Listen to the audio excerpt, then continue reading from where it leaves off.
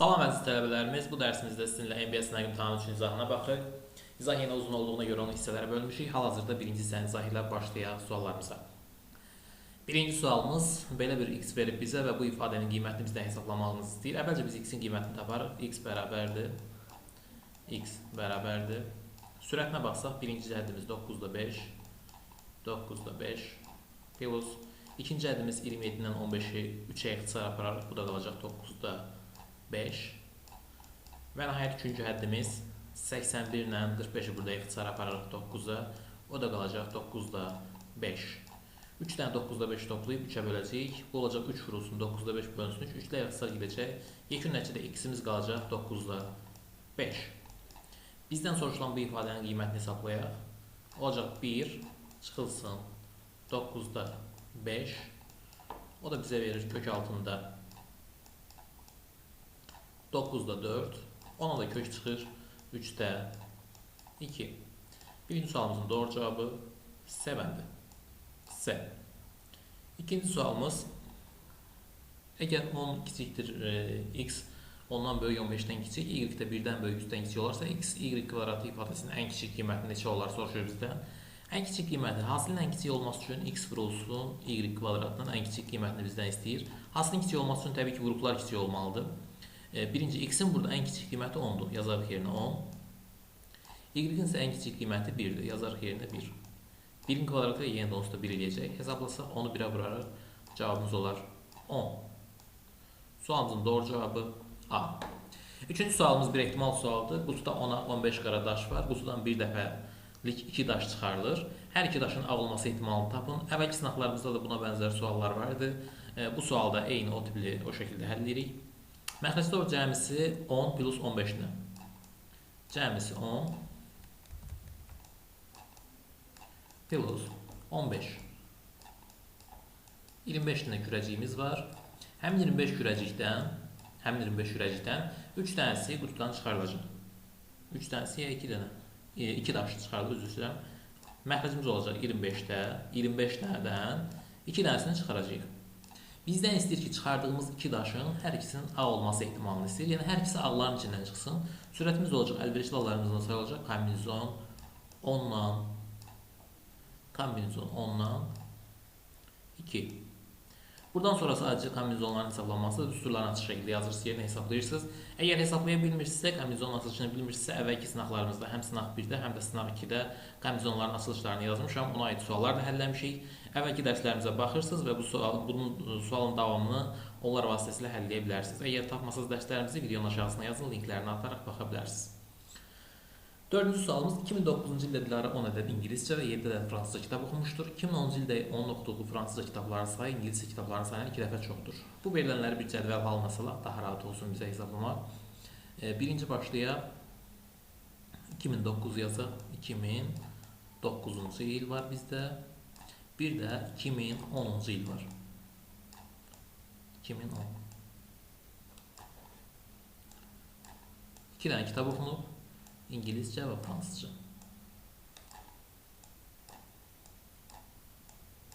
Birinci sıraya yazarıq İngiliscə olanları. İngiliscə. İkinci sıraya yazarıq fransızca olanları. Deməli, 2009-cu ildə Dilara 10 ədəd İngiliscə, 10 İngiliscə kitab oxuyub, 7 ədəd fransızca oxuyub. Buraya yazarıq 7. 2010-cu ildə isə onun oxuduğu fransızca kitabların sayı İngiliscə kitabların sayından 2 dəfə çoxdur. İngiliscə x olsun, sayını bilmirik. Fransızca olacaq, təbii ki, 2x, 2 dəfə çoxdur deyir bizə. Bunu belə cədvəl çəkməklə də yazmaq olur, ancaq adam beynini qarışdırır biraz. Cədvəlin içində daha yaxşı, daha aydın görsənir. Əgər Dilaranın 2 ildə oxuduğu kitabların 60% fransızca olubsa, deməli 2 ildə oxuduğu kitabların hamısını cəmliyib edirik 100%. 17, elə birbaşa 17 yazaq. 17 plus 2x-lə də x-i cəmləyəcək, olacaq 3x. 17 plus 3x olur 100%. Çünki ümumi kitablar, ümumi cəmisi bu qədər kitab oxuyub. Onu deyir 60% fransızca olubsa. Fransızca da 7 plus 2x kitab oxuyub cəmisi. 7 plus 2x. Cəmisi oxuduğu fransızca kitablar isə 7 plus 2x-dir. O da olacaq 60%. Tənasüb kimi vururuq. 17 plus 3x 60-a. Yazım istəyirsiniz buradan. 60 vurulsun. 17 plus 3x bərabərdir 100 vurulsun 7 plus 2x plus 2x. Buradan 60'ın bir sıfırın, 100'ün də bir sıfırını silə bilərik. Sonra 6'nı vurup mötərizənin içine açırıq, 10'u vurup mötərizənin içine açırıq. X'ləri bir tərəfə geçirib tənliyi rahatlıqla həll edirik. Sadə bir tənlikdir. Əvvəlki sınaqlarımızda bu tip tənlikləri çox sayda həlləmişik. Ona görə bunun həllini artıq baxmırıq. Buradan sonrasını rahatlıqla özünüz tapa bilərsiniz. 5-ci sualımız mərkəzləri bir düz xətt üzərində olan mərkəzlər bir düz xətt üzərindədir. Belə bir düz xətt çəkək.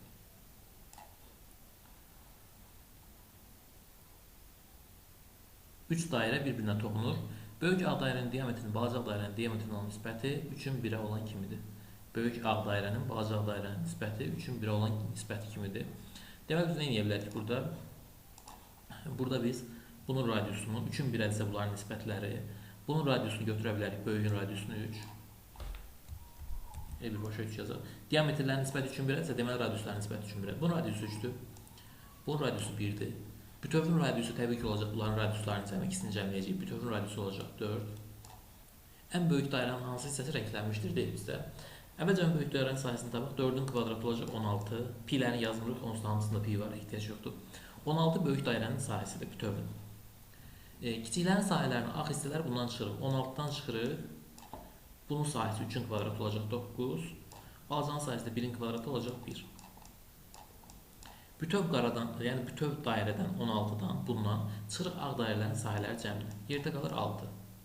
6 bu qaralanmış hissənin sahəsidir. Bu qaraların sahəsi hamısı olur 6. Çünki bütövdən ağları çıxmışıq.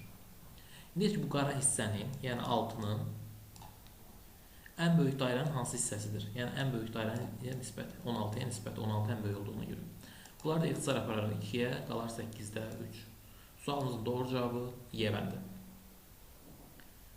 Növbəti 6-cı sualımız bir cimət sualıdır. Əgər x, y tam ədədlər olarsa, x plus y minus 1 ədədi 3-ə tam bölünürmü? Birincidə x haqqında bizə məlumat verib, x haqqında y-i bilmirik, ona görə də sualın cavabını təbii ki tapa bilməyəcəyik. Birinci ona görə minusdur. İkincidə də bizə y haqqında danışıb, ancaq burada da x-i bilmirik, x haqqında məlumatımız olmur, ona görə ikincidən də sualın cavabını ayrılıqda tapa bilmirik. Bəs bunların ikisini birləşdirsək, x ədəd 3-ə bölməsindən alınan qalır 2-dir. Bir ədəd taparıq 3-ə bölməsindən alınan qalır 2 olsun. Məsəl üçün 5. X-in yerinə yazarıq 5. Sonra y ədədin 6-ya bölməsindən alınan qalır 5-dir. 6-ya bölməsindən 5 alınan ədəd məsəl üçün 11. Yəni 5-in özü və s. istənilən formada nə qədər istəyirsiniz yola bilərsiniz yerinə. 5 ilə 11 cəmləyəcək eləcək 16, ondan 1 çıxanda 15. 15 isə bölünürmü? Tam bölünür. Həqiqətən də bölünür.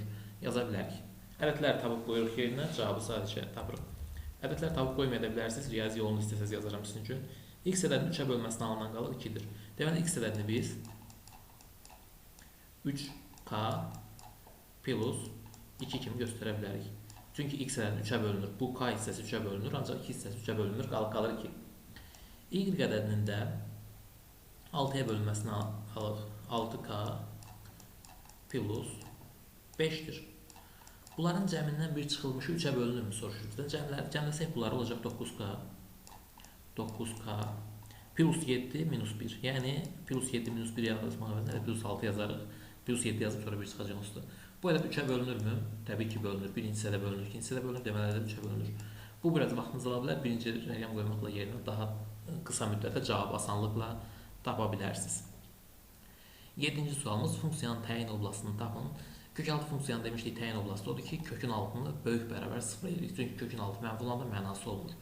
Yazaq ifadəmizi mənfi x-in kvadratı plus 4x plus 21 böyükdür, bərabərdir 0-dan. Hər tərəfi mənfiyə bıraq, qarşıdan mənfi etsin, olacaq x-in kvadratı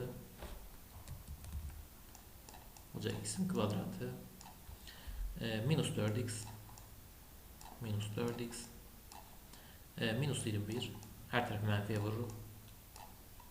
Mənfiyə vurduğumuza görə bərabərliyin işarəsi dəyişir olur. Kiçik bərabərdir 0-dan. Burada indi bu ifadənin qiymətini tapmaq lazımdır. Yəni köklərini tapmaq lazımdır. Tənliyin köklərini ilə birbaşa diskriminantla həll etmədən verterindən tapmaq olur. X-in biri bizdə 7-dir. O birisi də 1, 7-dir. O birisi də mənfi 3-dür. Hardan bilirik bunu? Hasilləri bunu verməlidir. Həqiqətən 7-ni mənfi çevirəndə mənfi 21 verir. Cəmləri də əkslərindən bunu verməlidir. Həqiqətən 7 ilə mənfi 3 toplayanda müsbət 4 verir. Burada da mənfi 4 götürmüşük əkslərindən. Tapdığımız bu qiymətləri ədəd oxum üzərinə qeyd edirik. Daxildə hər ikisi bərabərlik də var burada. Mənfi 3, bir də 7. İntervallarımızı çəkək. Bizə sıfırdan kiçik bərabər olması lazımdır. Bir dənə sıfır qiymətini götürüb qoysaq buradan yerinə, sıfırı buradan götürüb qoysaq burada yerinə. Birinci sıfır, ikinci sıfır, sıfırdan da 21 çıxanda mənfi 20 verir. Həqiqətən də bu orta hissə sıfırdan kiçik bərabərdir. Bura plus, burada plusdur. Deməli, cavabımız olur, bizə sıfırdan kiçik olan hissə lazımdır, mənfi olan hissə. Cavabımız olur mənfi 3-dən 7-yə qədər. Hər ikisi daxildir, çünki bərabərlik var burada. Sualımızın doğru cavabı olacaq D bəndi. Növbəti 8-ci sualımız 20% xeyirlə 3000 manata satılan bir kitabın alındığı qiymətdir. 20% xeyirlə deyilirsə, satılırsa, bu kitab deməli satılır 120%. 120%. 20% xeyir, 120% demək, satış deməkdir. 120%. 3000-dir. Alış qiymətdə həmişə 100% götürürük biz. 100% də X-dir. Buradan 100-ü 200-ə vurub, daha doğrusu 3000-ə vurub 120-yə böləcəyik. Sıfırları ilə ixtisara vura bilərsiniz. Nə tapacaqsa cavabımız olacaq. Sadə bir tənasübdür. 8-ci sualın buradan hissəsini həll etmək özünüzə tapşırılır. 9-cu sual. M-ə bərabərdir. M-ə bərabərdirsə hər tərəfdən M-nə ata bilərik. P kiçikdirmi Q-yu soruşur bizdən. Birinci ifadəyə baxsaq elə, biraz böyük yazaq, daha yaxşı görsəniz. M minus P böyükdür N minus Q-dən. M-lərin bir-birinə bərabər olduğuna görə hər tərəfdən M çıxarıb və yaxud N çıxarıb, onları ata bilərik. Elə bir şey tərəzidir bu. Tərəziyin hər gözündən eyni ağırlıqda şey götürüb atırıq. Ümumi tarazlıq pozulmur yəni. Nə aldıq burada? Mənfi P böyükdür mənfi Q-dən. Bunun hər tərəfini bir mənfi 1-ə vurarıq və yaxud mənfi 1-ə bölərək olacaq P. İşarə dəyişir dərhal mənfiyə vurduğumuza və yaxud böldüyümüzə görə. P kiçikdir Q-dən. Bizdən də onu soruşur. P Q-dən kiçikdirmi? Bəli, P Q-dən kiçikdirsə birinci şərt doğrudur. Qalan hansında yoxlasaz, məsələn, burada M-lə N atsaz, hər ikisində mənfi M-lə N atsaz, qalacaq P böyükdür Q-dən, ancaq bizdən P-nin Q-dən kiçik olmasını istəyir. Sonra burada həmçinin P kiçikdir Q-dən görsənir, ancaq mənfidir. Onlar mənfiyə vursaq, işarə əksinə dəyişəcək, olacaq P böyükdür Q. Sonra burada ilə həmçinin P böyükdür Q-dən olduğu görsənir. Hər tərəfdən M-lə N ata bilər, yenə P böyükdür Q qalacaq burada. Sualın doğru cavabı olur A bəndi. Q-nin P-dən böyük olması üçün biz ancaq A bəndinə baxa bilərik. 10-cu sualımıza baxaq. Burada da ixtisarlar aparmaq sadəcə. Çalışaq bunların hamısının sürətini və yaxud da məxrəcini bərabərləşdirək. Sürətləri bərabərləşdirmək daha rahat olar. 48 var burada birincidə. 48. Çalışaq məxrəcdə də bir 48 yaradaq və ixtisar geçsin. 48 nədir? Burada 2 üstü 5 var. Yazarıq 2. 2 üstü 4 16 edir. 16-nı ayırıb yazarıq bir kənarda. 2 vurulsun 16. Evet, bir yanına da yaza bilərik. 2 vurulsun 16. Niyə 16 yazırıq? 48 almağa çalışırıq. Sonra ikincidə 3'ün kvadratında yazarıq. 3 vurulsun 3 kimi. 16 vurulsun 3 48 edir. 48 nə ixtisar gedir? Birinci qalacaq 2 vur 3 6, yuxarısı 1. Birinci kəsirimiz oldu 6'da 1. Eyni şeyləri digər kəsirlərdə eləmək olar. 144 16 vurulsun 9'dur. Buradan 16 alarıq. 2 üstü 4 ilə bizə 16 verir. Buradan da 3'ün kvadratını gətirərik. Olacaq, onlar 144 ilə gedəcək. Qalacaq burada 3'ün kvadratı qalır bir məxrəcdə. Əgər belə başa düşmüşsə sürətli şəkildə ayrı-ayrı da yazıb bir-bir rahat-rahat hissədən baxa bilərsiniz. Bu olacaq 9'da 1. Sonra digərini hesablasaq 12 almalıyıq. 12 almaq üçün 4'ü 3'ə vurmalıyıq. Təbii ki 12 alınsın. Buradan 2 üstü 2 götürərik 4 olsun deyə. Buradan da bir dənə 3 götürərik. 12 nə olaraq ixtisar gedəcək. Buradan 2 üstü 2'ni götürmüşdük. Qalmışdı 2 üstü 2. Yəni 4 burada qalıb. 9 da burada qalıb. Olacaq 36'da 1. Və bu şəkildə davam eləyə tapırsınız. Hansının məxrəci ən kiçik olacaqsa, deməli həmin kəsirdə ən böyük olacaq. İstəyirsə axıra qədərlə hesabla gedək. Burada 6 almaq üçün 2 vuruc lazımdır bizə. Hərəsindən bir götürəcəyik. Qalacaq yerdə 2'nin kvadratı qalacaq. Yəni 4, bir də 3 qalacaq.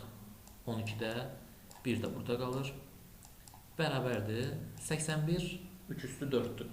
3 üstü 4'ü buradan götürərək qalır məxrəcindən 8 qalır. Bir də buradan bir dənə 3 qalır. 24'də bir də budur. Hansı kəsirin qiyməti ən böyük olar? Təbii ki 6'da 1'in qiyməti ən böyükdür. Məxrəc kiçik olduqsa kəsirin qiyməti böyür. Sualın doğru cavabı A bəndi olmuş olur. Birinci hissəmiz burada bitdi. Növbət hissələrin davamına, dərs izahların davamına növbət hissələrdə baxa bilərsiniz.